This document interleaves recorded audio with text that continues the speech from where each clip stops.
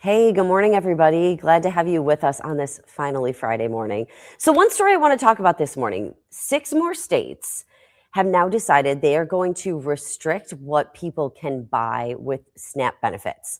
I would love to get your take on this. And I've got a full list of each state kind of is doing it differently.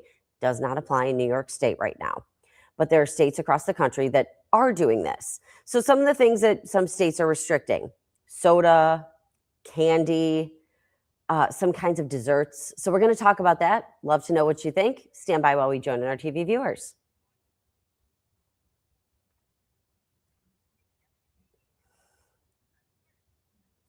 Hi, everybody. Good morning. It's 5:13 on the start of a Friday morning. Ed is off. Aaron is off. Josh is in with me. You can tell it's the holiday season, right? People getting stuff done. So glad to have you with us. Here's the story I want to talk about this morning because I came in, I read this one, and I said to our producer, Jordan, we got to talk about this on First Cup. We call it First Cup this morning. We got to talk about this at 5:15. So there are 6 more states that are being added to the list of states who are restricting what people can buy with SNAP benefits.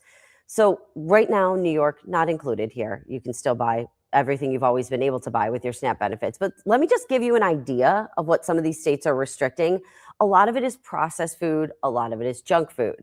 So, for an example, soda, pop in a lot of different places, candy in a lot of different places, energy drinks, certain desserts.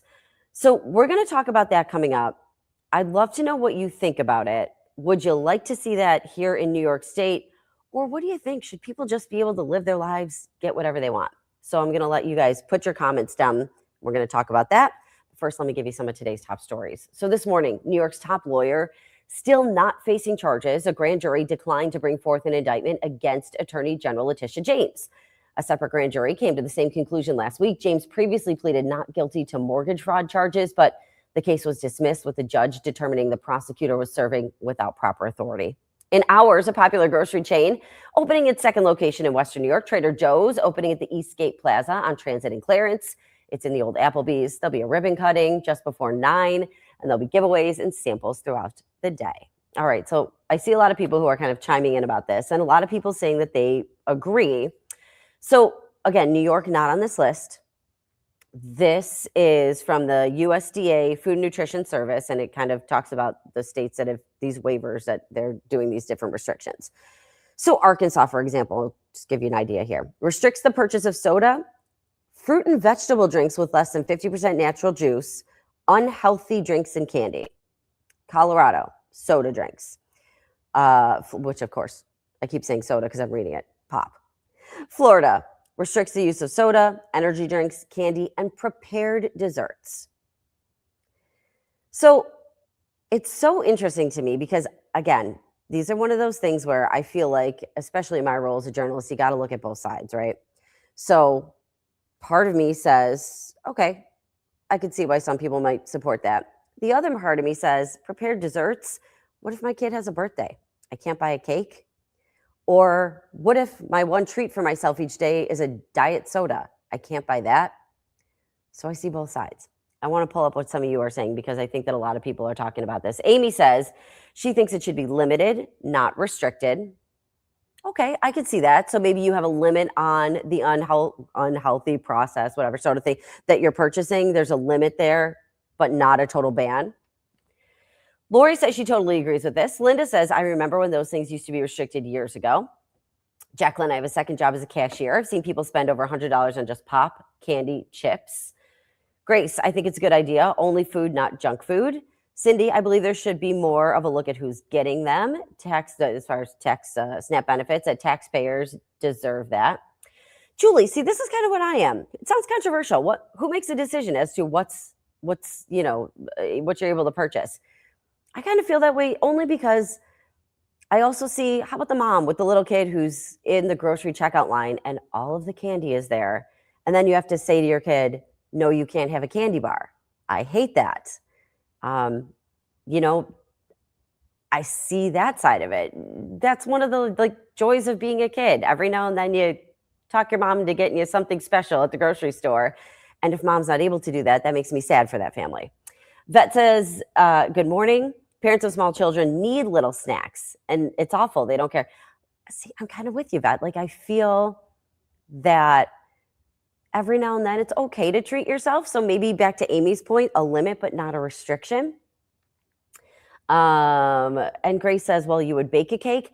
I get that too, but what if you're working and you don't have time to bake the cake? It's just, I see so many things. I don't hate the idea of the limit. Hey, you can get, just one thing.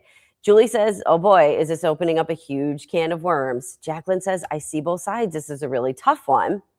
Elizabeth says, great point, Elizabeth. The healthier foods are often more expensive, so the benefits don't necessarily go as far. I'm not a fan of banning or demonizing food. I'm with you, Elizabeth, because I feel like if you're really restricting things or you're saying no to certain things, does that put more pressure on people to want it? Does it, there's a lot of people who have unhealthy relationships with food, and I think that needs to be looked at too.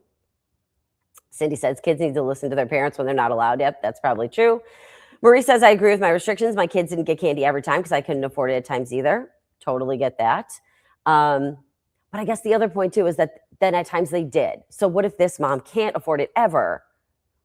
I don't know, let's see here. Michelle, excuse me. I think it's one more in a long list of government controlling the lives of American citizens.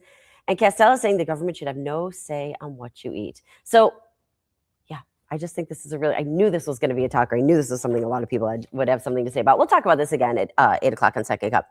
By the way, are you noticing higher prices for toys this holiday season? This was the other thing that I thought we could talk about this morning, because if you're buying toys for kids, toy prices are up about 2%, according to the Bureau of Labor Statistics, and it's because of the tariffs that took effect.